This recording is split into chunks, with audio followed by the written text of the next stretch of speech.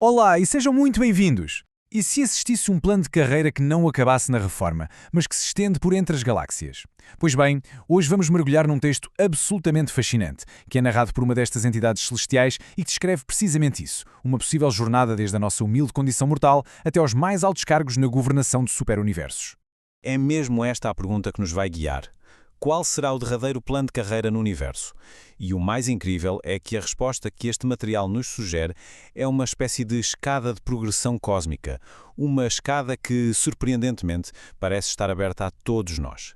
Ora bem, o texto fala-nos de três grandes categorias de filhos de Deus. A primeira, chamada trinitarizada pela deidade, é um autêntico mistério, não nos é revelada. Por isso, aquilo que nos interessa mesmo são as outras duas. Porque são estas que envolvem seres como nós, seres que estão numa jornada de ascensão, que começam lá bem embaixo. Ok, este vai ser o nosso mapa.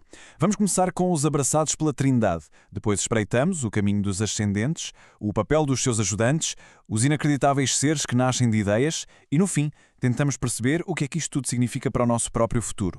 Vamos a isto. O nosso ponto de partida é o grupo central, os filhos abraçados pela Trindade. Pensem neles como os grandes finalistas do cosmos. São seres que, depois de uma longa jornada, atingiram a perfeição no centro do tudo, no paraíso, e depois são destacados para servir na gigantesca administração dos superuniversos.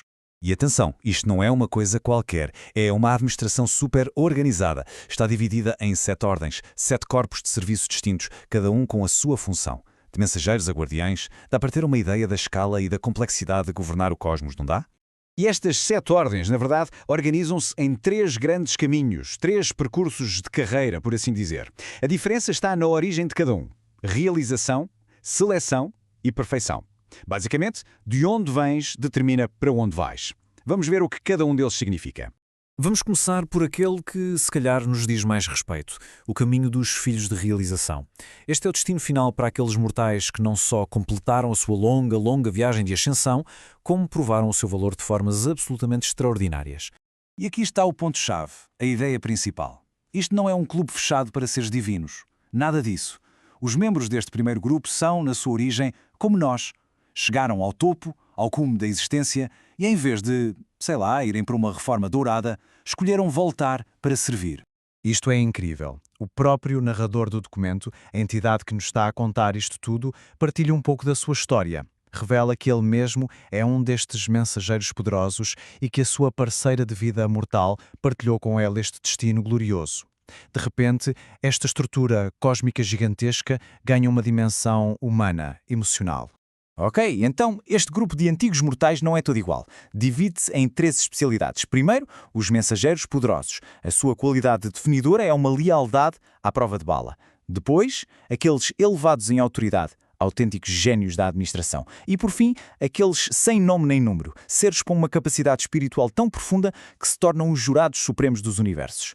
3 testes, 3 papéis vitais. Muito bem, já vimos o caminho dos mortais. Agora, e aqueles que ajudam nesse caminho?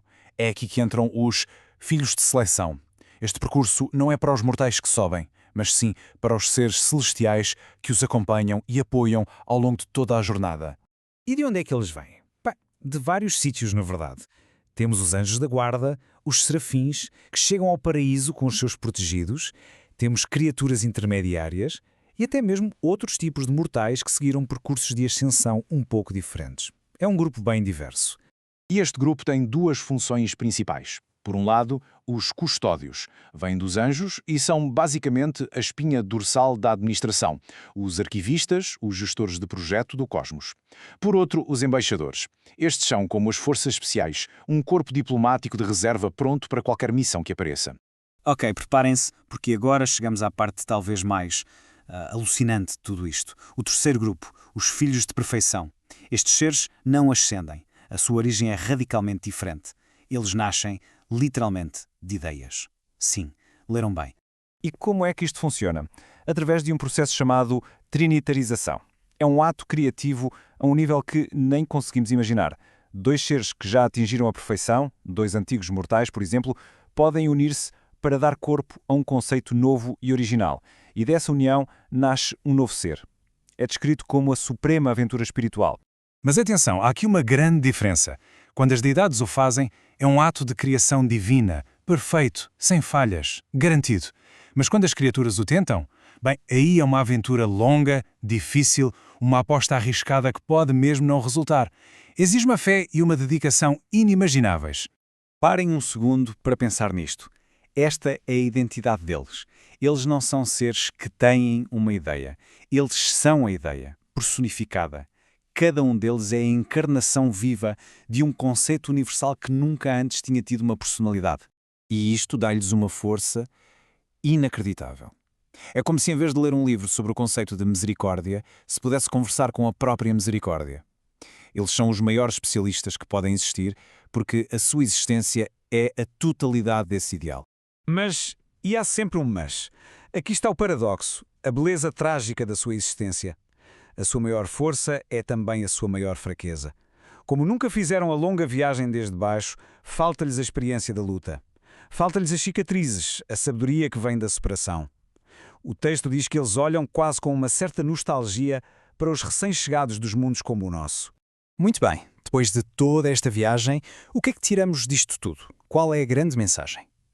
Vamos juntar as peças e perceber o convite que esta estrutura gigantesca nos está a fazer.